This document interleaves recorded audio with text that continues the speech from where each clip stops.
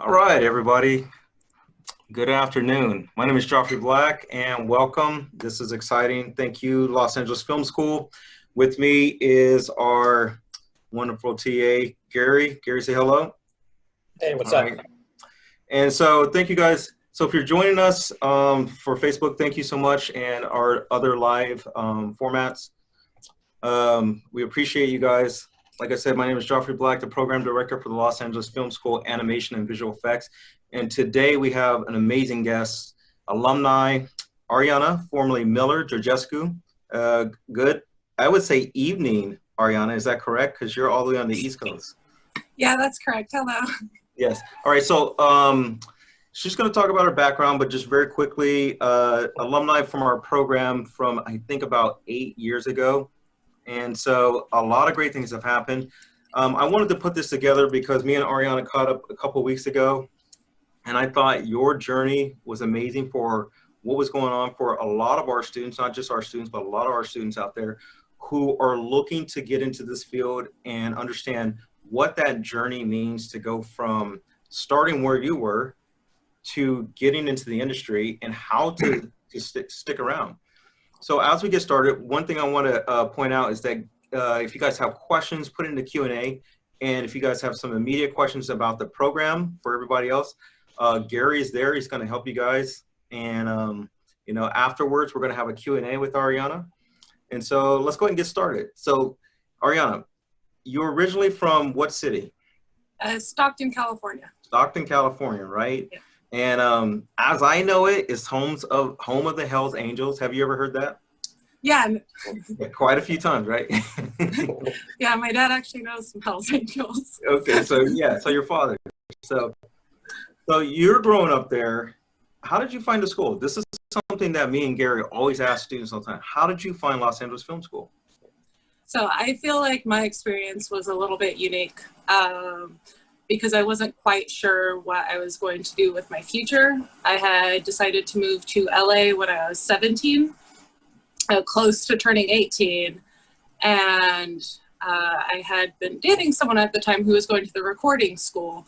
And I met up with him there. And then I just saw that they had different color lanyards.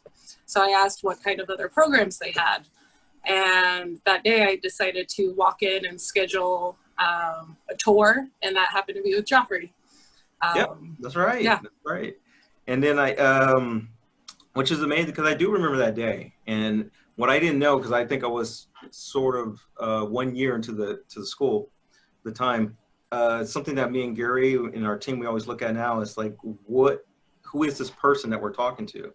And meaning that when they graduate, what are they going to go on to? So I think I always go back to that moment, remember, and I think you were 17, 18 years old at that time and thinking like, okay, let's see what's going to happen. Were you interested in video games, movies, animation at this time? Like, did you have a background doing this kind of stuff? I didn't have a background doing this stuff. I would casually draw growing up. Nothing too serious, no formal training. I was into some video games, like Tomb Raider was my big one, but yeah. I wasn't like fully, you know, into the world of what people would consider nerdy stuff. I liked reading comics, and I loved movies, and horror was my favorite genre. So, okay. Yeah, and fantasy. Right. So Lord of the Rings was actually how I knew what VFX was. Yeah, you know what? As a director, I always know it's like every couple of years there's like this really great movie, and you sort of come from that time when like Lord of the Rings was really, you know, popular in their series, and people were going, "I'm here because of Lord of the Rings," and then shortly after that it would be like the Avatar, Avengers, and so forth. Yeah. Yeah, so I come from Lord of the Rings era. That's right. And you know what's cool? At that time, our program was broken down by what we would call cohorts. Like we have group of students and they would all sort of stay together. You were part of the 18-month associates program at that time. And you graduated and you were in class with quite a few really amazing, you know, other classmates. And so I always look, oh, you guys, you know, do you remember your term number? What was your term number at that time? 14. 14, that's right, term yeah. 14. And so I go, man, you know, turn 14, they're really doing some amazing things. And now that we have a bachelor's program and it's so much different, we don't have cohorts, but we still have, you know, amazing group of students. We just know them all by their names. So you're going through and you're getting into this program, and your field currently today is compositing in the feature film and streaming and things like that. How did you go through the program and decided that you were going to go into compositing? Well, so originally I didn't actually know what I was going to do, and I thought that was kind of a setback because everyone was kind of like a lot of people were honed in on being inspired by, you know, a character artist or lighting artist. And then when I got to Damien, if he still does the class, I actually thought I would be a character artist. But then over time, I started staying in the lab more and more, because at the beginning of school, or, you know, the terms, I was actually struggling a lot. So I would stay behind, I would go to the labs and rewatch the recordings and see what I could understand better. And then I eventually sat in on Frank's compositing class. And then I just instantly fell in love with compositing. You know, it's funny you say that, because Gary knows what I'm about to say. And when I talk about you in open house, I said she fell in love with compositing. And I'm thinking, is that true? Did she really fall in love with compositing? So I'm so glad you said that. Yeah, it's true. Yeah. What made you think, like, look at a node tree and kind of like fall in love with, like, most people when they look at Nuke and they see like the node tree, they kind of don't like really understand it so much. It's a little difficult to understand when you're first hitting Nuke. What attracted to you, like with Nuke and working with Nuke? So I actually found Nuke to be the most comprehensive to me, just having everything. It was harder for me to understand layer-based programs rather than a node-based, because I could understand that, you know, like the main pipeline was a trunk of a tree, while everything's just branches, and that's helped like building the roots, which is like the opposite of how a tree works. But it just, for my brain, it worked, and everything was so instant. You know, you didn't have to go through so many steps to see the changes, and I think that's what really attracted me to it. Was just that instant gratification to see, hey, does this look good or does that not look good? And you didn't mess with After Effects at all, like in when you were going to school, right? James did it for very, very minimal, like to where I don't know After Effects. Right. Yeah. That was our lighting instructor at the time. James was our lighting instructor, and he gave I think he gave a brief overview of or some aspect to After Effects. And so, you know, all right, so let's push this forward for you. So you fall in love with compositing, and like you're like gung-ho, you're really into it, you got a really nice work ethic of staying behind in the labs. And I would see you at that time, I would see you in the labs a lot, you know, just hanging out. So you're graduating. What happens next? Are you getting a job? Are you getting into the industry? What is your life like immediately after you graduate? Immediately after I graduated, I worked at the Walgreens right next door to the school.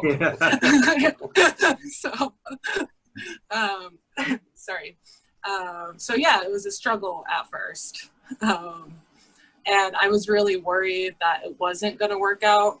You know, I had no backup plans. I didn't have anywhere to go back to after college, and I had worked so hard. And it was a little nerve-wracking to have to work at Walgreens, I would say, for like 6 or 8 months. Yeah, I mean, I remember that time, but you're also working at Walgreens, but you're working on your portfolio, or, you know, how are you building your skills at this time? So I would just, after my Walgreens shift, I would either go back to the school and work in the lab some more, refine the shots that I actually worked on to graduate, but bettering them, improving them. And then I was just constantly emailing companies, and I was getting interviews every now and then, but nothing was quite landing. But I was working towards it landing. There was like no other option. Yeah, and I mean, do you think it was just a matter of time and just, you know, that meeting up with your practice and habit of emailing, sort of networking? Do you think it was just like, hey, something's got to land? Yeah. I think it was just a lot about pushing forward, because a lot of this industry is networking. So when you don't have a network to quite build off of, it's going to be a little bit hard to get your first job. Some people get it right away, but others you really just have to just continue touching base with companies, because eventually someone will want to hire a junior artist. Yeah, you're grinding it out, and I think that patience and sort of, I don't want to say just discipline, but really patience. Like, you know, something's going to happen if you're emailing or if you're knocking on those doors every day. So what's your first opportunity? What was your first opportunity at that time? So my first opportunity was Stereo D. Stereo D. Yeah. Now this is really important for your career at this moment. What did you do for Stereo D? And for those out there that don't know the company Stereo D, what do they do? So there is a conversion company that works on 2D films and converting them into stereo. Their name's pretty on the nose. And I was a depth artist there. So basically what I would do is they would already have, say we're talking right now, I'm rotoed out right now from this background, and I'd have to, and I'd have to do a gradient to bring out those features. And it was just like a 0 to 1 map, black and white. And you do need to know the basics of Nuke to get in there, but you're not learning as much as you want when it comes to compositing. Right. It's not necessarily a compositing gig, but it's more for, you know, to simplify it, if you go see a 3D movie or a movie that has, you know, you have to put the glasses on, it's a company like Stereo D that converts the standard film into 3D. And the kind of artist that you were back then, a depth artist, was to create that data that's going to make it look like 3D. Is that correct? Yes. Yeah. Okay. So if, how did you get Stereo D? How did you get that opportunity? Like, if that's your first opportunity for Stereo D, what was that magical moment? Like, okay, they're responding, or this came up. How did that happen? They were one of my last options, actually, because I knew if I got into stereo, it might be harder to get a 2D job eventually. Mm-hmm. Or that's what I thought. That's what you thought, right? Yeah. Yeah. But I just decided, you know what, I don't want to work at Walgreens. I'd rather get experience in the industry, because that might help me. So I emailed them, and then about 2 weeks after I emailed them, they had a big boom of hiring, and they emailed me for an interview, and then we had to do basically like a week training, and you had to take a test. And I passed the test and was hired on. And then 2 days later, they actually called me to see if I wanted to interview for a paint job where you actually do use, you know, painting skills that would be useful later on, but I was already hired for the depth position. That works out, I think. So I do remember, because it was you and a couple of our other alumni that were actually employed at Stereo D, and you guys were grinding out some really amazing features at that time. What were some of the features that you worked on at Stereo D? Oh, well, a lot of the Marvel movies. A lot of Marvel, yeah. Guardians of the Galaxy, Captain America, Winter Soldier, and one of the biggest ones was Star Wars: The Force Awakens. But at that point, I had moved on to being an Element QC artist for that. QC stands for? Quality check. Okay, quality check. So, and, you know, for us, and again, I'm always going back to these moments where, you know, there was a rumor. I remember messaging you and go, hey, there's a rumor that you're actually working on the next Star Wars, and you're like, I can't confirm anything, I can't deny it. You know? So you know, it was so amazing that was happening, and I was like, oh, this is just, I can't believe this is happening, because again, everybody I talked to, that is the reason why I got into the industry. Like, you know, if Lord of the Rings was yours, Star Wars was for me. But what's even more was the fact that, you know, somebody that went through our school actually got that project.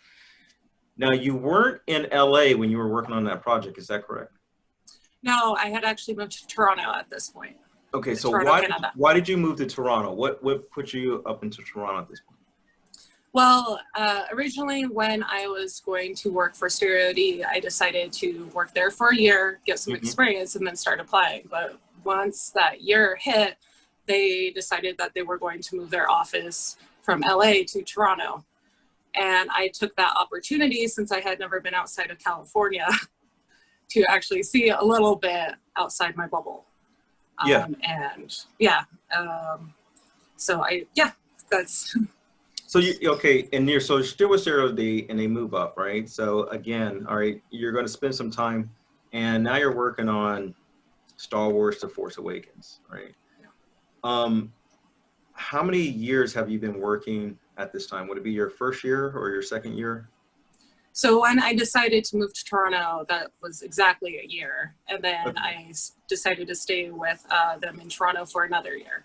So Okay. 2 years total doing stereo.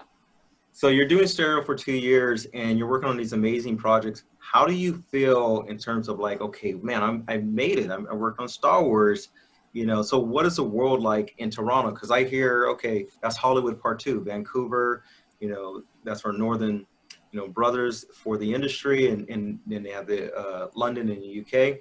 So how does it feel working up in Toronto? What is that like? It felt pretty much the same, but new experience. There were a lot of people from a lot of different countries actually working in Toronto. Toronto is very multicultural, so I got to work with a bunch of different people and learn about their culture too and stuff. Oh, cool. So that was nice. Yeah. And at both the LA and Toronto office, Stereo D did expect you to basically give your life up to them. So I did a lot of overtime. There was one day where I worked 36 hours straight, and that was actually on The Force Awakens. Wow. And then I got to go home, sleep for 3 hours, and then go back to work. And that's after doing like 7 months of full overtime, no weekends off. That is crazy. That's ridiculous. 36 hours. So now how old are you at this time? 22 or 23. Okay, so 22, 23. So yeah, so you're pretty young. So I mean, like for me to do 36 hours today, that would be pretty tough, So and it's probably not ethical to work for a studio. I mean, work on a project for a long period of time. But you are in New York City today. How did you transition out of Stereo D? Because you said you were only there in Toronto for a year. What was your next project? What was your next step? I got a cold call, like on LinkedIn actually, from a studio called Rocket Science VFX. They work on a lot of the Space Channel, the equivalent sci-fi channel here. Shows Resident Evil 7 was one of the projects I worked on. And then like a B-rated horror movie. And they had just emailed me, or messaged me asking me if I'd like to interview for them. And I said, I was proud of the projects I was working on at Stereo D, but I wasn't quite proud of not compositing. Like I wanted to do the actual, putting all the elements together rather than just, converting into stereo work. And so I took that and I worked for them for a year.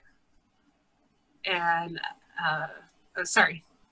No, yeah, continue on as you were saying. So you're transitioning, you worked for them for a year, you want to, which makes sense, because if you look at a portfolio for the work you did for Stereo D, it really wouldn't mean that much to somebody like in a visual sense, but for someone who's looking for, in this a depth artist for stereoscopic, they can understand that, but it's not a visual, like a compositing reel, right? So you want to get more into the compositing side, and which is not, I mean, it could feel rare, but you got a cold call from a studio saying, hey, we're looking for somebody, right?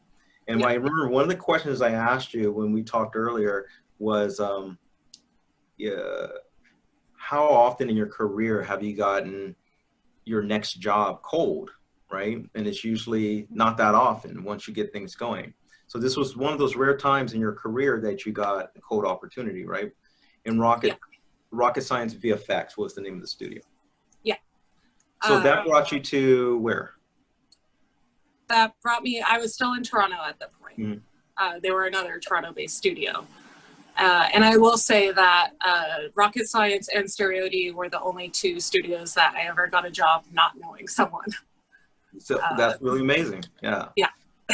I had a question from Crystal, and just so that everyone knows that when we say cold, like a cold call, that means that she or anybody submitting a resume, knocking on the door of a studio and saying, you know, I want to apply here.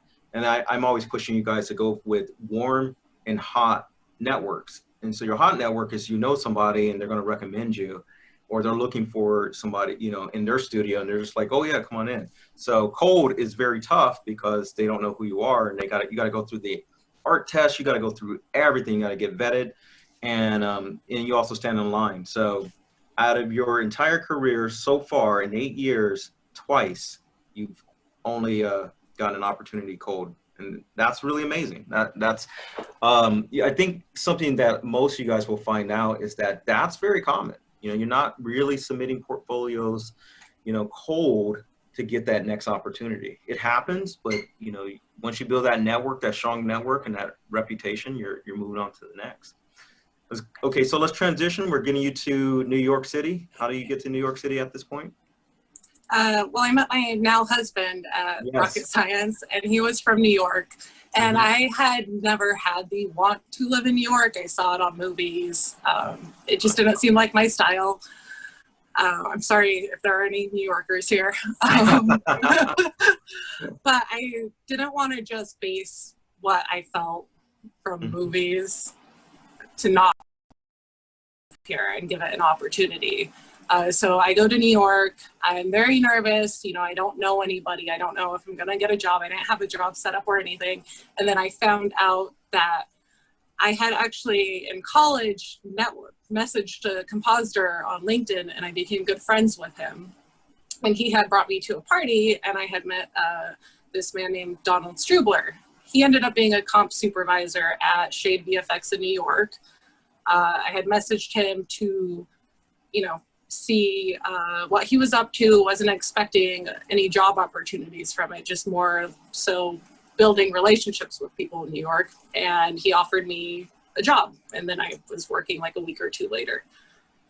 That's crazy. So, and that was a network that you a contact that you built in college. Yeah. And then it happened to work out many years later on the opposite side of the coast. That's really amazing. Yeah. So what was the studio that you got to? What was the studio he was working at? Shade VFX. And so we mentioned that before. And when I say before, me and Ariana had a conversation prior to this. We have another grad at that time was working on Daredevil for Netflix, Nico Nagy. And you know Nico, or of Nico. Did you get a chance at Shade to work with him, or what was that sort of LA Film connection there? He was 2 terms ahead of me, so we actually knew each other pretty well. Like in college, we do college parties together and stuff.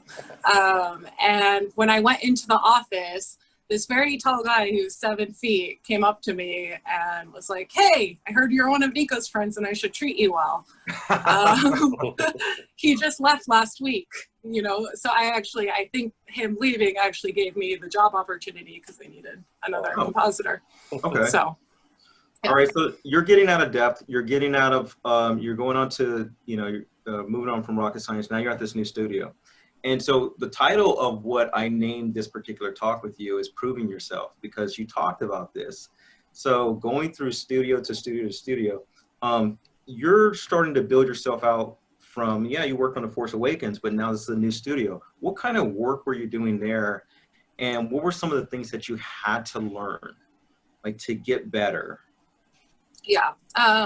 So at Shade and both Rocket Science, I was doing basic green screens, nothing too complicated, you know, just 2D backgrounds behind them, no big set extensions or anything like that. Muzzle flashes, cleanup in general, a lot of time period cleanup, because we talked about this too, working on the Deuce. Yeah. Yeah. And basically, the biggest thing I had to learn was not quite anything technical. I feel like there's multiple kinds of compositors, but there's very technical compositors and then more artistic. And over the years, I've learned that I'm on the more artistic side of things. I did have to learn how to be okay with asking questions. I was really nervous because I felt like, oh, I should know this already. You know, I went to college for this. So at first I'd be quite scared to even turn anything in until it was like perfect. But then I realized nothing's gonna ever be quite perfect, and different shows have different qualities. So that level of communication is really important to know how far are. And then what else did I have to learn? Just building my eye was a really big thing. You know, some things looked completely wrong to me and I didn't know why. And speaking to my supervisors and stuff really helped me. Adapting the pipelines, because you're over at, you came from Stereo D to Rocket Science, and now you're at Shade, which is an amazing studio, you know, the kind of work that they've done. You got a new pipeline. And so how are you able to go, man, I got to jump into this and adapt? Or what was their expectations for you to adapt quickly, or hey, just take your time? I think that I put a lot more expectations on myself than they did, because they knew I was junior. I didn't quite know I was junior at that point. I thought I should have been a little bit farther ahead in that. But they just expected for me to get my shots done. And there's things called bid times. So you don't want to go, that's the amount of time that you have on a shot. So they don't want you sitting on the shot going over those hours, because then you're spending more money on that shot than they wanted to. Right. So yeah. And then pipeline wise, every studio has a different pipeline. And it's a little nerve-wracking, even with being in it over the years. When going to new studios, you do constantly have to prove yourself when you're first there, that you know how to handle something. But you're not always gonna, like, no matter how long you've been in the industry, you're not gonna know how to handle every single thing. So like I said, it's just really important to communicate with the other artists. And then we did talk about this too, where a lot of people, we talked about mansplaining. People will assume. Talk about it. People will assume that I'm more junior than I am. When say I'm asking how something like the pipeline works, for example, then they'll go into like the basics of like compositing, and I'm like, you know, and I don't want to come off like, oh, I know, you know, I don't know how to respond to that, because you don't want to come off with ego right away either. Right. So. And it's something that I think you explain, like, hey, you know, when I jump studio to studio, because, you know, there are times when you're contracting and freelance, that these moments come up, even though this is your 8th year, you know, in the industry or being out of school. So, you know, there are times that comes up. And I think for our studio audience, but the people out there, explaining like how you had to, what were some of the ways that you found to prove yourself? Was it technical? Was it, you know, professional work ethic? Was it a matter of time, or was it just a combination of all those things? I think it's a combination, but I especially hone in on, I'm pretty fast with my work. I know how to get shots in, I know how to do notes, and I know how to listen to direction. So I just prove myself by working, you know, just doing my shots. And then if a supervisor, you know, does try to mansplain to me or something, there was an incident where I was just like, I'm just going to go out for a cigarette, because I can't do this anymore. So, okay. So go ahead. No, sorry. No, because you were talking about adapting, and, you know, you can only learn so much in 18 months. So you just basically, like, you went to different studios and you learned on the way just by asking questions, or did you like continue like your education with like different tutorials? How did you like start like moving up, gaining more skills? A great thing is there's so many good artists in the industry, and I got lucky. I would sit next to one at every single studio I'd go to, and I would just ask them, and I learned different methods from different people. Everyone has their, you know, secrets and stuff. So because of jumping around. Yeah, just looking over their shoulder, right? Just sitting next to them. Yeah, or even just being like, calling them over, being like, hey, I have this shot. How would you handle it? Okay. This is how I would handle it. Do you have any other ideas? You know, Cool. Your husband's in the industry, is that correct? Yeah, he's a 3D generalist, but his main focus is lighting. Lighting, okay. And then you guys, I know you guys met at a particular studio, but since then, have you guys worked in the same studio? Yeah, we ran into each other a few times. We've even recommended each other sometimes, which always feels a little bit weird because it's like, hey, I know this really good lighter. By the way, he's my husband. Yeah, yeah. If that pays the bills, it's like you gotta. yeah. He'll always be recommended number one. Yeah. But if you weren't good, though, you know. Right. Give a yeah, that would be tough. Yeah, so at Shade, what were some of the projects you worked on? There was the Marvel TV shows. We mostly worked on Jessica Jones, Iron Fist. The Defenders, right? I see that up there. Yeah, the Defenders. You probably know my IMDb better than me right now. Yeah, I got it up with me, yeah. Yeah. Then we did Rough Night, which was one of those like girly bachelorette party movies, which you wouldn't think requires VFX, but it does because there's so much invisible VFX in everything. So let's talk about that for a second, because I know when we're explaining that, sometimes we have a general audience that says, what is compositing and visual effects? And then we say explosions and, you know, destroying the White House and the Eiffel Tower. It's like, okay, cool, that's what I'm going to be doing. And then how much invisible effects are you actually doing in your career? I'd say 80% of it is invisible. Yeah. It's not the most exciting to look at, but it's fun because you still have to problem solve sometimes. Sometimes the shot wasn't shot for what they want to, you know? Danny, I think he was here a couple of years, groups before you, and he talked about, you know, I forget his last name, but Flores. Yes, that's right. Okay. And he talked about working on shots like Michael Douglas taking out the wrinkles here, and working on Die Hard and making Bruce Willis look younger. And I was like, wow, you know, I never thought, because you're going to sort of like, hey, we had this alumni who worked on this project, and what do they do? You know, take the wrinkles off of Michael Douglas. You know, you don't realize, but that is a big part of what you're doing. I think the invisible visual effects is really important to know, because you're right, it does tune your eye to what's happening in the scene that doesn't get called out when I'm watching a movie. It's like, yeah, you may have not noticed it, but if it was there, it would have been a distraction. Yeah. There was this one shot I worked on for this, you know, Jennifer Lopez movie called Second Act. And she was talking on the phone, and I have this on my reel, and they didn't let me get the before, so it doesn't look that impressive, but basically the phone was lighting up all of her face, just completely blown out. And I had to remove the light because they wanted it black. Oh, they wanted the phone off. So I had to like recreate all of her face. That's amazing. Wow. And yeah, and that's like one of the, you know, it's a shot that I'm really proud of, but you watch it and it's just like, oh, that just looks like Jennifer Lopez talking on the phone. Yeah, you're like, what'd you do, right? Yeah. But I think that's, the compositors are put into it. They're a whole different gang. You know, they feel like they own their shots. There's a certain ego that goes with that, because they're getting this moment where it converts to what it was before, to that movie magic that you see in front, you know?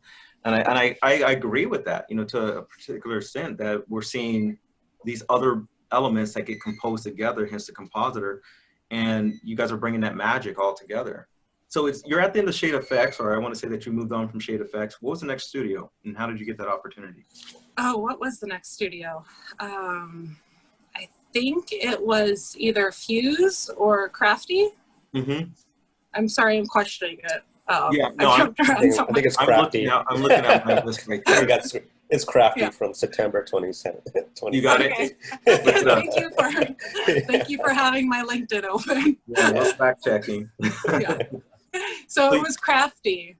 And the way I got that job was actually the supervisor that I got the job from at Shade had actually quit before I worked at Shade for about a year or so, and he had moved on to Crafty. And then my friend was going for an interview, and she brought me along just to, because we were at the park together or something. And then I saw that he was the supervisor there. He was like, "Why aren't you working here?" And I was like, "I don't know. Why? Let's do it." And what kind of work did they do? What was some of the projects that you worked on over there? The Star Trek, I forget what it's, the Star Trek. Discovery, thank you. Discovery, yeah. That was the main project that I worked on there. So I was hired specifically to work on Star Trek Discovery. So I'm going to go into some of my points up here. So, all right, you're not a, you've described this before, someone who has a position at a studio. What is that title Staff? called? Staff. So you're not staff. You're contracting, you're going, you know, studio to studio. The benefits for you in terms of learning how to develop, like, you know, your salary, how to ask for certain rates. How did you start building that over time so that, you know, as our students are listening and other people are listening, they can understand, you know, even as a junior artist, how do you start to have that conversation? How do you have that understanding? Yeah, well, don't be scared to ask for what you're worth or what you know you're worth.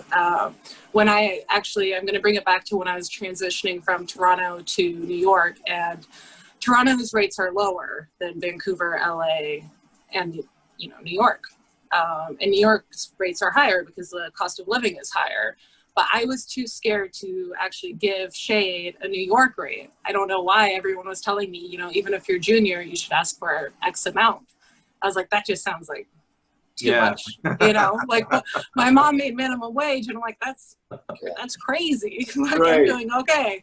And then, you know, the more I talked to people and then the better I was getting, and just, you know, I was churning out a lot of shots. I'm like, you know what, I'm worth it this time. So I spoke to a few friends that had been in the industry longer that I was working with, asking them, like, you know, you've seen my work, what do you think this is based off of? Like, what do you think my rate is? And they'd give me, you know, estimates, and I would just start asking studios for that. And every studio that I switched to, I actually just raised the rate by like $5 to $10. Right. Because they didn't know my previous rate. Right. So that actually gave me the opportunity to just try to negotiate. You know, they ask you, what's your day rate or what's your hourly? Mm-hmm. And no one ever argued with me on it. And then that's why I kept raising it, was because I just kept seeing people say, okay, that's fine. I was like, okay, if they're not arguing this, then I can just ask for a little bit more. Yeah, I mean, it can be very like worrisome. And I grew up in Phoenix, Arizona, so that cost of living is so much different from Los Angeles and New York. And transitioning here, it makes you feel like a country bumpkin when you're asking for, like, oh my God, can I, you know? Yeah. And then, but then you get there and you feel like, okay, I'm a professional. I put this many years in it. I went to school. I got bills to pay. So, you know, it makes sense. And I like the fact that you talk about you raise your rates every project, you know, or, you know, every studio jump. I think that's one of the benefits of being a freelancer and contractor, you know, having that opportunity. And yeah, oh, sorry. No, go ahead. I was just going to say, you know, the biggest benefits of being freelancer is being exposed to so many different artists, getting able to raise your rate, and then taking a break whenever you feel like taking a break, because, you know, you're just on for that project. So. Yes, absolutely. Yeah. So, all right. So you spend how much time at this craft studios? I'm seeing it. Crafty Apes. I think I was there for 4 or 5 months. Oh, okay. Yeah. I was there for all of Star Trek. And you're transitioning, I'm just looking at everything here. So you're transitioning to a couple of different studios.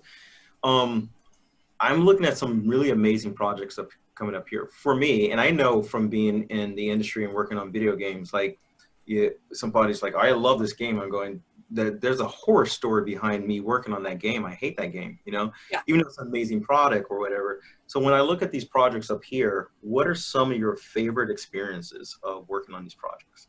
Oh, okay. So Star Trek Discovery was actually one, and that's more because I was a big fan of Star Trek, but Discovery ended up not being really Star Trek.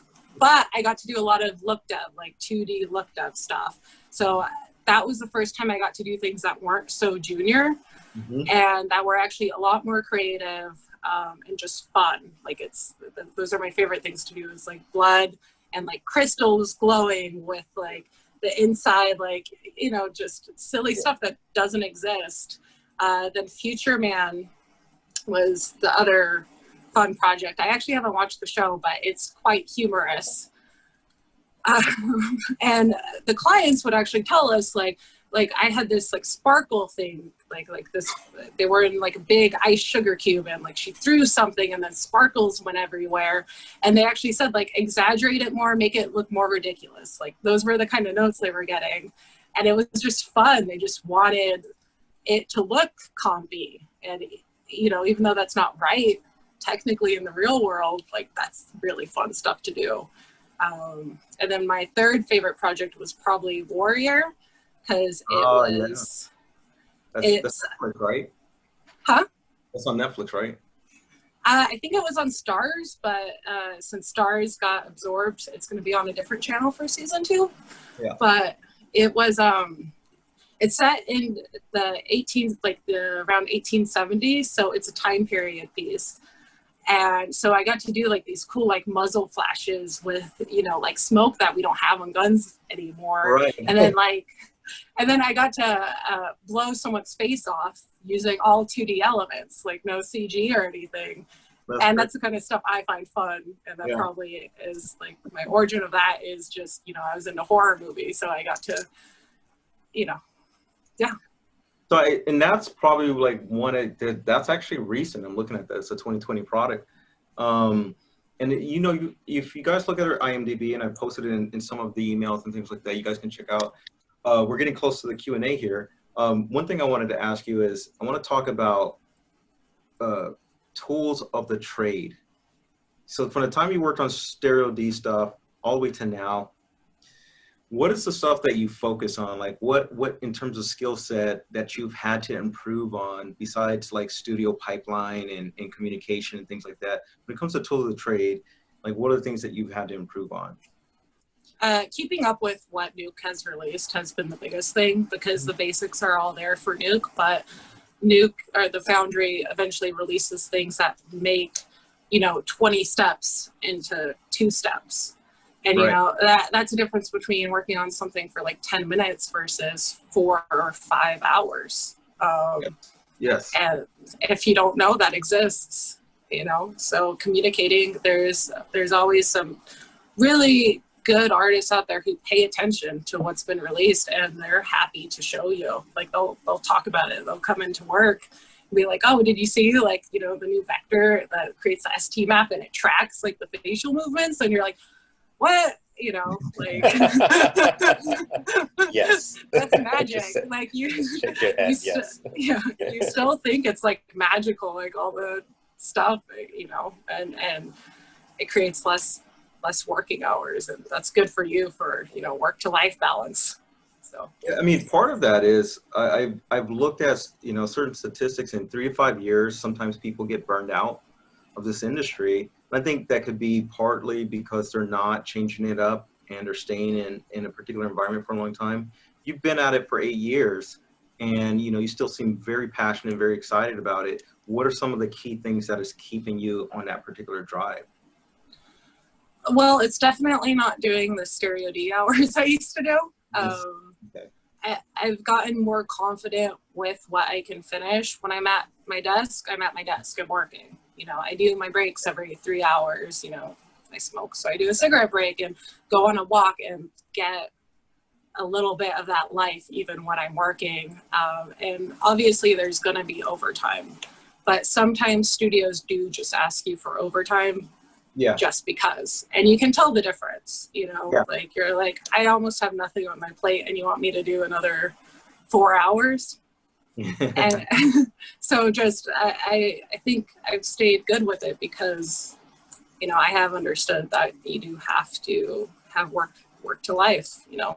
I got a dog. I love coming home to my dog, you know, he has to be happy. So I know I've seen like you'll take in between projects, you're taking a long period of time off, a long period of like a couple of weeks, maybe a month or so off between going back to the next studio.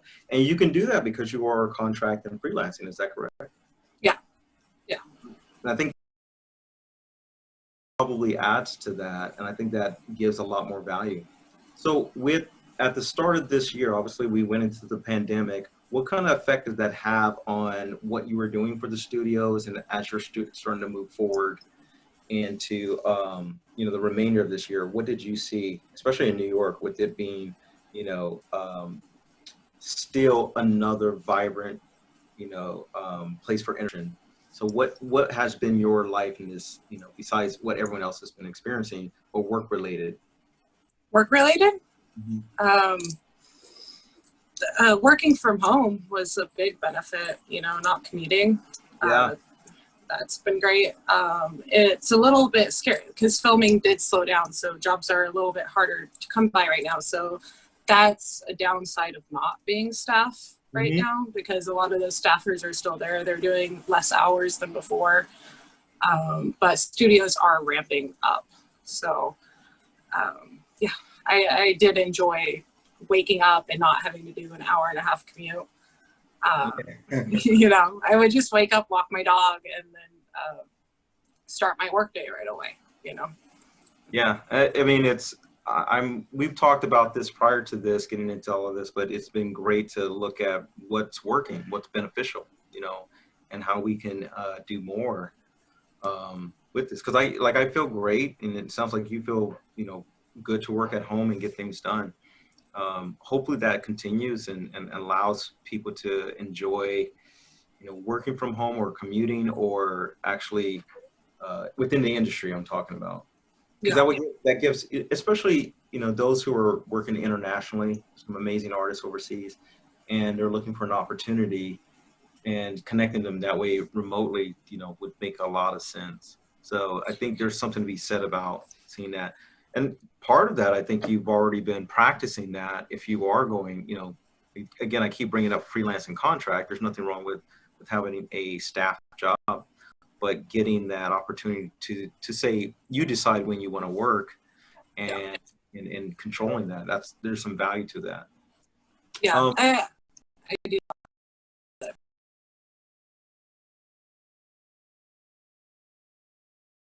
With all of this, I'm a big proponent of being an educator, being a mentor, and things like that. Did you, at this point in your career, have you, trained others? Have you mentored others? Have you given, any type of workshops, seminars in your, these last couple of years?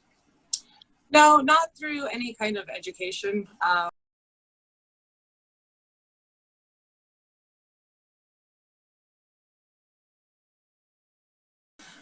Junior artists, and I basically had to do a setup for them and then help them understand that setup and things like that. So it's kind of like sequence lead without the title of it, but so that's basically how far I've gone with mentoring.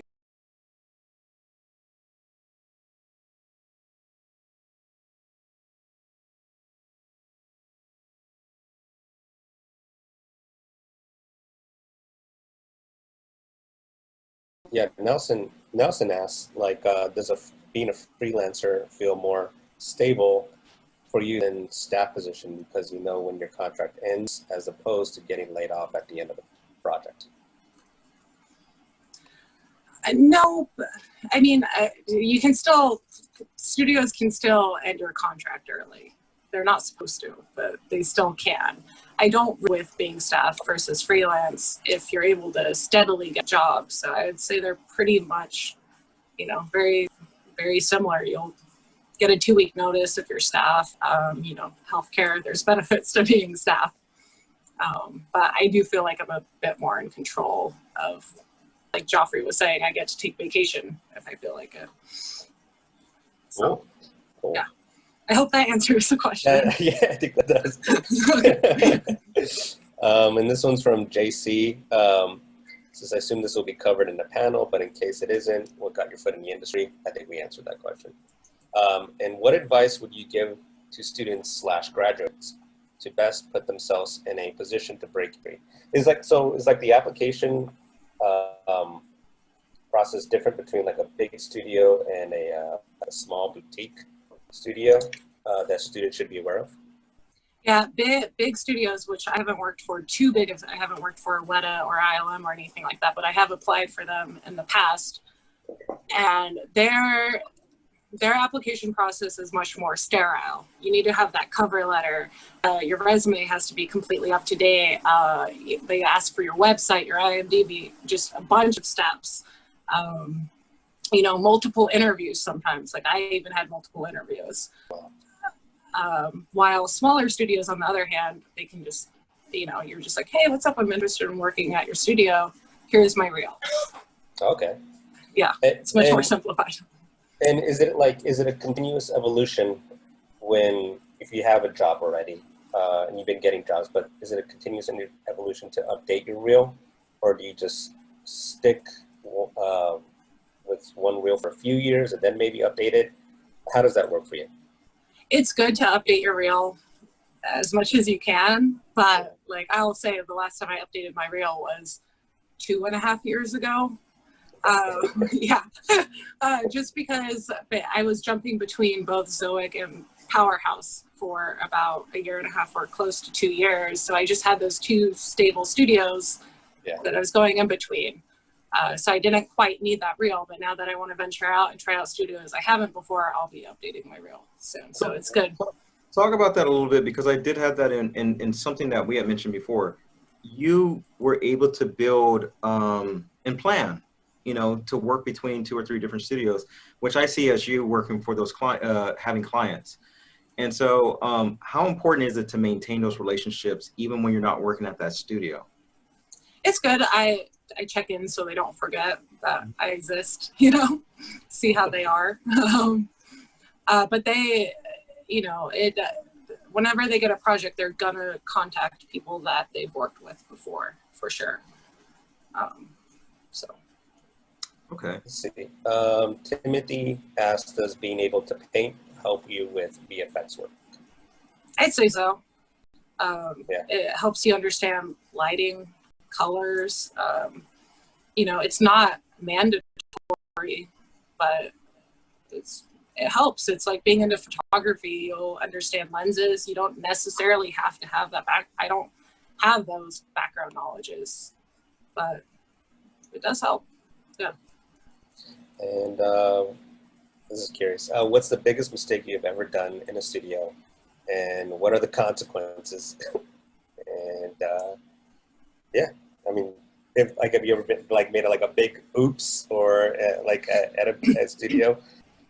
I do. I have a general oops, and I'm sure you know your compositing teachers talk about this. I know mine did. Don't let your scripts get into spider webs. Oh yeah. Oh yeah. I'm quite, since I've been in the industry, and I guess like this is, I tell this at interviews, you know, or even just contacting people. I'm spider webby. When I was a student, I was very into keeping those node trees, you know, very organized, because that's what you're told to do. And then over the years, I just became messier and messier.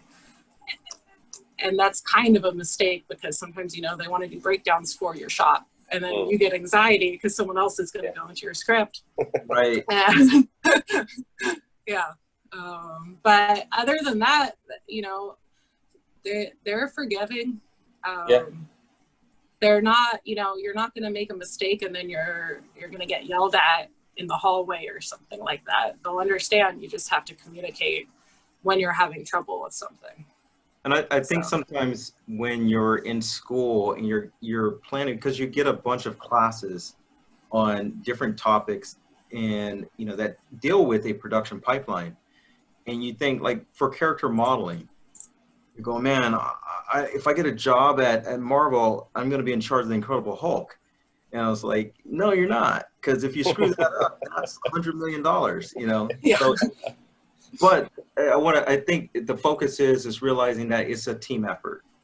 There's an art director involved, there's a lead involved for a reason, to make sure that, you know, if you did make a mistake, it was not detrimental. Like, you know, this thing costs money. This is just, And part of that was, like you said in the beginning, learning to ask questions. I don't know this, how do I do this? So you can get better. And I think from your experience so far, in these last couple of years, I want to say the last 5 years, you notice when junior artists do come in, that they are, you know, more understanding as to where they're at skill-wise, right? Their knowledge is, they don't know everything, so that's why they are asking questions. Yeah. No. Yeah, no one's gonna judge you at all. Like, I'll ask a question I should know sometimes, because maybe I never had to handle that kind of shot before. You know, there's different, in compositing especially, there's just, you're gonna have different situations all the time because compositing covers so many different things. So there's even been things where my comp soup had to sit down and figure it out and problem solve himself. He didn't know the answer right away. He's been in it for like 20 plus years, and he still needs time to sit down, you know, figure some stuff out sometimes. That's awesome. So, yeah. Let's see, from Caitlin, what's the most hardest job that you've ever had to do? I mean, was there a project that like just kept you up at night, you know, or was just difficult and had to ask a lot of questions? I feel like it'd be bad if I named a specific project. Because, you know, there's showrunners and stuff, but there have been projects that were just shot so horrendously. Like, you know, the shots just don't look good. They look like lower than iPhone quality.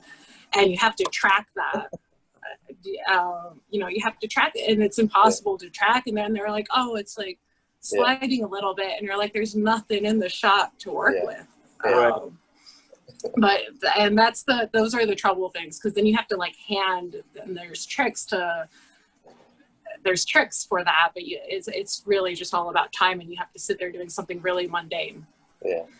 So when that happens, like, or let's go back to the student mindset when you were a student, and then realizing, because, you know, curriculum, you want to be going, hey, here's a tutorial, everything's laid out, color or paint by numbers, and get it back to what we did. And then when you get into the production, you're like, oh my God, who greenlit this? Who said this was okay? You know, how often are you faced with that? All the time. I mean, no, sorry. No, I think I need an explanation on your question. What was the question? Sorry. Well, meaning like, how often do you, because again, it's more, you know, here's how you build a car step by step. And then when you get into the industry, it's like, you need to imagine that car and come up with your own ideas. It's like, oh, I didn't know that's what you're asking me for. Or in a compositing sense, not everything given to you is always going to work, and you're going to have to find, like you said, you're going to have to find a way to make it work. How often has that happened in your career? Like, all the time. Sorry, I reversed the question earlier, but yeah, that does happen a lot. There's going to be, you know, there's some magical shots that are really quick. They just make sense. It's A to B. All the standard practices work right away. But those shots you get out really quick, and then once you start rolling those out, you'll eventually run up on something that is a bit harder. So, yeah. So I have a question from Crystal Reed, one of our students, and she asked, was it hard to make time for personal projects that you were wanting to work on while you were attending school? Yeah, and that's actually something I wanted to get better at then. You know, I was in the 18-month program, like Joffrey said at the beginning, so there was really no time during school for personal projects. I wasn't one of the quick learners, so I had to sit. I struggled for a while. I think that's also why I fell in love with Nuke. It just made sense to me. But everything else, I had to sit there, spend time on, get burnt out. We did try to do a project, me, Dexter, and Chris. Yes. Yeah, and they were doing like this crazy, it was like it's not red versus blue, but you know, the Halo. They were like red versus blue inspired, like big action shot, and they just wanted me to do all these compositing things to it while they're animating it still and everything. And it was just, it didn't work out. their stuff turned out okay. But Yeah. yeah. I still remember a lot of that, and you know, the resources that you guys were putting into. And I think something that you focus on was something I had to learn too when I was in school, that you got to find out who you are, the kind of worker you are, because that does translate into the workplace. And what I mean is, if you're not the quick learner, that's okay. You know, you gotta go ahead and say, I'm going to read and I'm going to listen to this thing over and over again. And I went to school with the guy who was like, I thought he read the manual once, and you know, he had it up here, and I had to go, where was I? And I was going back through these tutorials 3 times, but then I was getting it. And I think getting to that point of understanding and comprehension was important. And I keep hearing you say that, and I think that's important, that students have to understand that it's not everybody is moving at the same speed, and they're not always going to reach the finish line at the same time. So, and that's okay. There's nothing wrong with that, you know, as long as you're happy in that process. So the fact that you're going, I went to class and then I came back to class when the labs were open and studying and watching the tutorial, you know, that's really important that people have to understand, because sometimes people beat themselves up. I'm not as, you know, I'm not like the other person, but you're not supposed to be. And that happens in the workplace too. You're working, you know, one thing that me and you talked about was in a studio, when you look at it behind the scenes and you got sometimes the lead artist and the principal artist and the tech artist, and they're talking about all the techie things that they did. Yeah. But the reality, how many of the people are actually doing exactly what they're doing? That's like 1 or 2 people. There's 80% of, you know, people that are getting directions of getting everything done. That's really studio life. That was your experience. Is that correct? Yeah. You know, there's some really just intelligent, really just technical compositors out there. And I mentioned this before, I'm not a technical compositor. You know, that's why when, maybe that's why I don't feel like I watch tutorials or anything, because I'm very hands-on learning as well. And I think that also helped me in school, because I also learned that I was hands-on. So opening up those things and actually working on it also helped me. And that's just kind of how I work nowadays too. I try a bunch of different things out really quick and see what works. And as long as I know that there's not some new technology out there that's going to save me a few hours, you know, that's basically the stuff. So Gary, want to continue on the Q&A? I'm sorry. Yeah, no, that's fine. No, it's fine. Joe was asking, what would be your ultimate dream job? I mean, if you're not, you know, if you wanted to do, is there something else like that's like an ultimate dream job right now? I mean, you're doing so well in compositing, but do you have like another interest, or that's yeah. Okay, say if I weren't in this industry, it would be, I'm a big animal lover. I would work at a shelter and I'd foster animals. So completely different than, and I'm not like, I'm not the great, like, you know, I don't have this, I just love animals.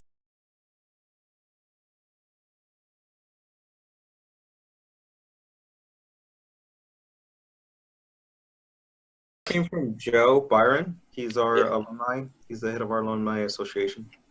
And I talked to him, and he said, we love you. We're so proud of you. I just want to let you know he mentioned that. And he also asked the same question. Have you ever wanted to quit and do something else in your career so far in your time? Yeah, to be real, yeah. Yeah. You know, I don't want to put it on like a pedestal. It's still a job, you know, it's something that I'm proud of to do. When I see my work, you know, I will get tunnel vision. At the same time, there have been those things where work-to-life balance wasn't great. Sometimes I just want to work at home all the time, which maybe fostering animals would help me do that. You know, it's like little dreams like that. But it doesn't mean it's bad. You know, it's not like I regret going into it. But it's still a job, and you can fantasize about other things. But yeah, but nothing so serious to where I took steps to, you know, actually leave and then I couldn't or anything like that. I'm not at that point yet. Right. So then we have Timothy. He asks, when doing VFX, do you have a chronological order you follow every time, or you flow with it? Oh, I'm very flowy. If I'm interpreting this question correctly, as a compositor, I'll get assigned like 10 shots at a time. And some people can only work on that shot until they get that shot done. They don't go to the next shot, but I work on like 3 or 4 at the same time, because I also learned that my mind works better when I have multiple things to do. So I hope that makes sense. Yeah, I think so. I'm in the chat. I'm getting a question from Crystal again. What are some of the things that you would do? And I think this is really important because I talked about the 3 to 5 year burnout. What are some of the things you did to get motivated if you were achieving burnout? And you did talk about it, you know, taking some time off, but this might even be more like, man, that was a long 12+ hour kind of day, and I got to go in and do it for the next couple of days. How do you maintain that? What are some of the things that you do?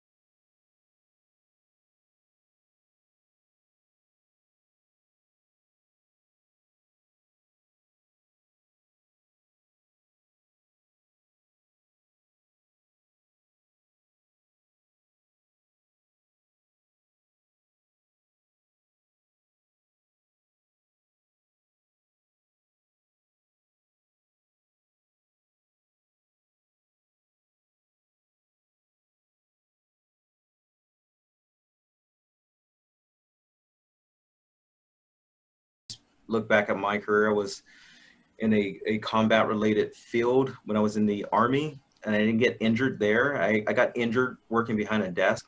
You know, I got like carpal tunnel syndrome, you know, symptoms, and it was just oh, and even now in the pandemic time, just sitting down all the time. Like, I don't sit this much at school.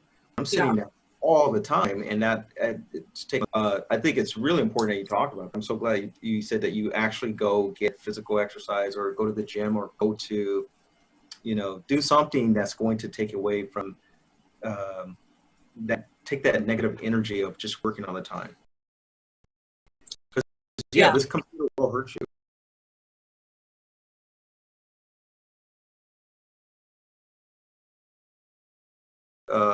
Illnesses. Yeah. And so I think physical is best for me because I don't know if you can tell, I get ranty and I have all this natural energy, and it helps me to get that movement, because I will, if I skip going to the gym or I skip going on a walk or even to a cafe and like read, get my mind off of it a little bit, I can't focus the rest of the day. I see. So, I see. I got another question here. The personal projects differ from the work that you did in the studios. Is that in reference to the school? The question to ask is, do you work on personal projects at home outside of the studio? Yeah, I would love to say I do. Some people do. I don't. I like having that separation of, this is work for me now. I would love to, my husband and I did try to do a couple of personal projects, but then we get a gig. And it would, you know, it's still on the computer, like trying to figure out how to like make glowy, veiny tree grow out of someone's hand or something, you know. and when, you know, I guess because with those kind of personal projects at home, you think of all these crazy, really hard shots to do, because you're like, oh, I want to be as creative as I can be because I have that room, but then that's just taking on too much.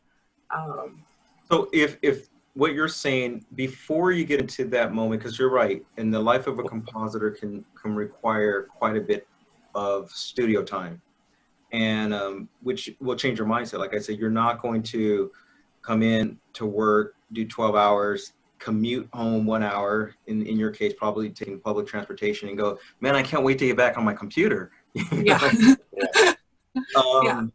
So that window of time, where would you put, like, really diving into your personal projects before you get into the industry? Where would you start to put that in your portfolio time, or as you're going through school, like when you're looking back, or your recommendation to, you know, entry-level artists and young artists as they're starting to look at that? I think a lot of students want to know, okay, my math class and my rigging class or whatever class I'm in takes a lot of time. How do I find the time to work on my personal project and make that something before I get into the industry, or align that with my portfolio? I'd say you'd have to be passionate about it for sure. It wouldn't just have to be a willy-nilly project. That's probably why I never did any, because I was never super passionate about anything personal wise.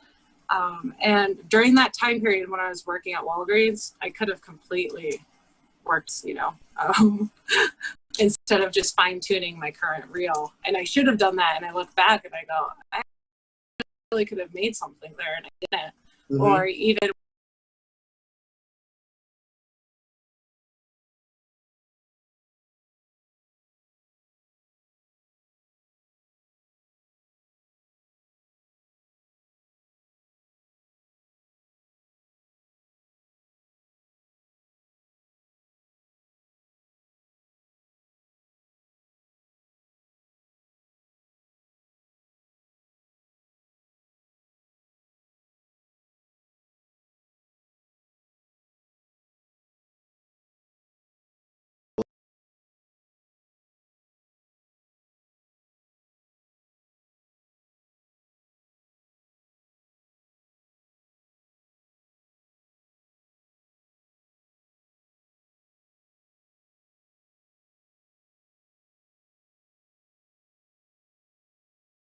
Not downplaying and just saying it's just a job, but there's so much that you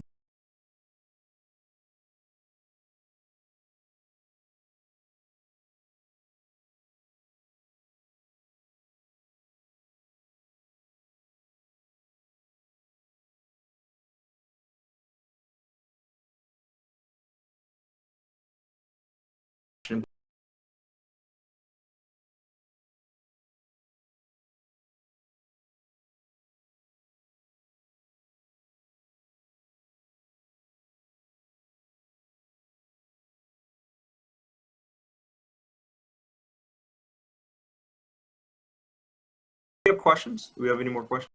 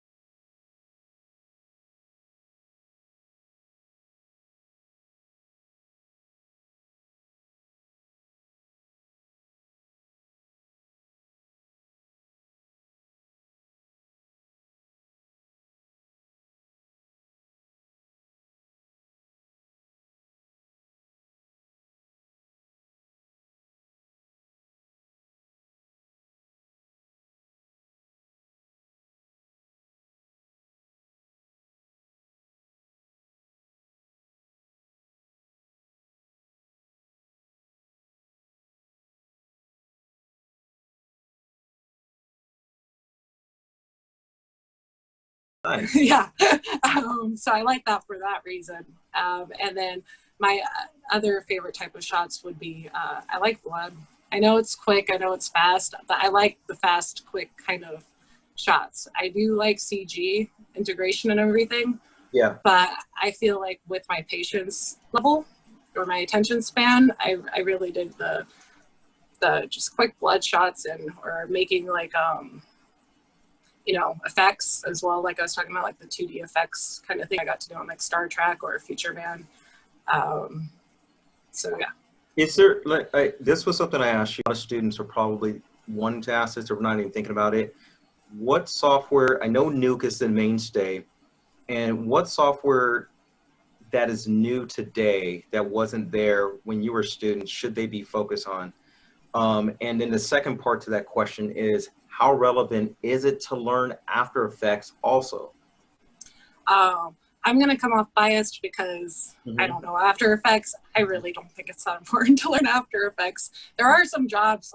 There's actually, what is it, Stargate Studios? Yeah. I almost got a job right out of college that was from Stargate, and they only did After Effects, and I didn't know After Effects, and I could have gotten a job like right away. So, but personally, I haven't needed it in the industry. And secondly, all I've really needed is Nuke and Mocha. So Mocha Pro, right? That's what you're talking about? Yeah. Okay, so Mocha Pro.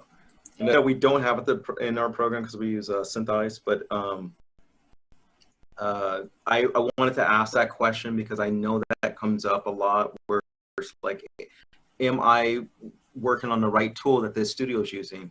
You know, if I can add a last question to that, how much proprietary software have you touched, you know, with the studios that you've gone to?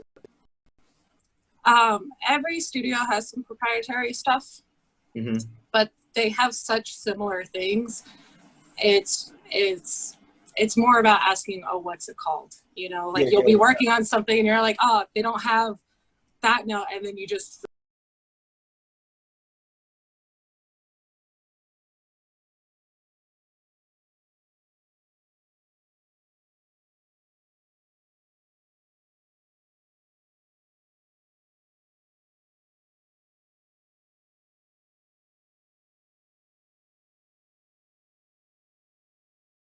So in an example, Substance Painter here, I think industrial.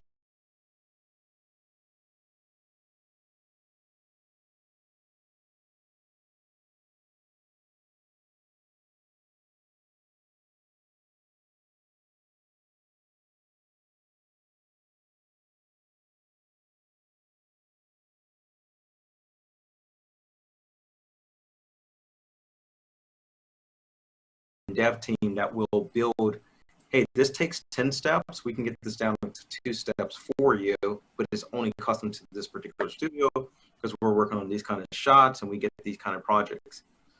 Because we're getting so close to the end of this, I want to go to Elias. Elias is awesome, man. I'm glad to see that you're here. He has an amazing question. How were you able to build a strong network early on in your career? Doing, because I think you were on LinkedIn at that time, but you know, there's so many other platforms out there as well to build.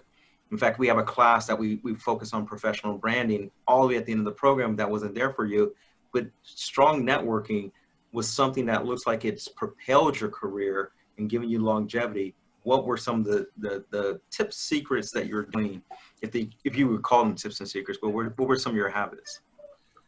Well, the earliest on was I did just message. Damien told me to message random compositors just saying, you know, I was about to graduate, and I only got 1 hit. And I completely understand now, you know, like people are working hours and then they get this message like, hey. And it was just one really good connection. But then throughout New York, it does help asking people questions because then you get to know them better.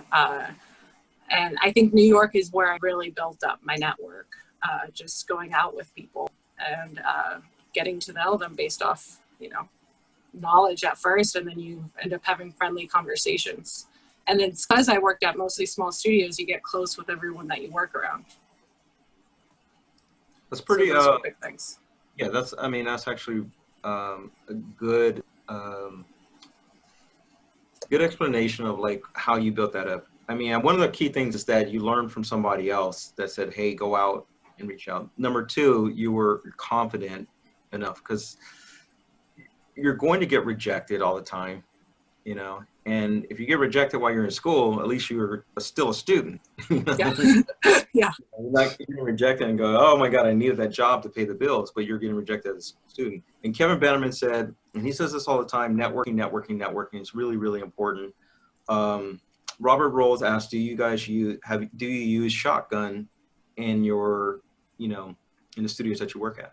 Yeah, it's become such just a staple that I didn't even think to mention that, but most studios have used Shotgun. I'd say 95%. I mean, Shade even eventually moved on to Shotgun. At first they were using their own like proprietary pipeline thing, and so was Fuse, but everyone else I've worked with has always used Shotgun. studios. Okay, so it looks like I'm just answering some of these questions that were already that you had already answered before. We really appreciate you coming back, Ariana. I always feel like this is how I look at it. When my grads graduate from year 1 to year 2 and year 3, I go, okay, I can still reach them. When they start moving above 5, 6, 7, like where you're at, I go, you're in the Michael Jackson zone. Like I got to talk to your agent to talk to you, kind of thing. Me and Ariana spent 2 hours talking via Zoom like this. I really appreciate her. We really appreciate her.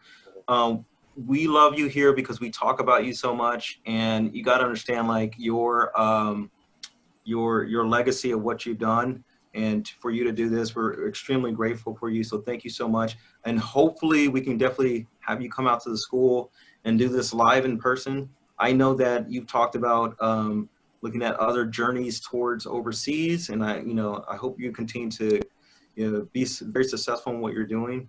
I know we watch the majority of these projects that's up here. I'm so happy to be part of this, part of your education. So thank you so much for doing this.